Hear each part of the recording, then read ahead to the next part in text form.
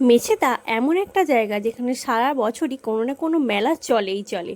আর এখন শুরু হয়ে গেছে আনন্দ মেলা ও শারদীয়া বস্ত্র মেলা, এই যে কৃষ্টি লোকের মাঠে। আর আমিও চলে গেছিলাম, প্রথমে গিয়েই সামনে ছিল ভেলপুরির দোকান, ভেলপুরি খেয়ে নিলাম, 20 টাকায় অনেকগুলো দিয়েছিল।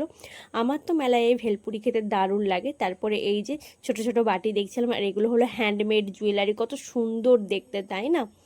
তারপরে এই যে কানের, এখানে রয়েছে প্রচুর কানের, আর সব কিন্তু 30 টাকা, আর 30 টাকা মানে হরেক মাল আর কি।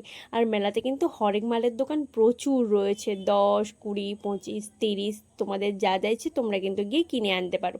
আর তারপরে চলে গেছিলাম এই যে একটা অক্সিডাইসের জুয়েলারি দোকানে, এই আংটিগুলো দেখতে খুব ভালো লাগছিল, আর আমি একটা ব্যাঙ্গেলসও কিনেছি।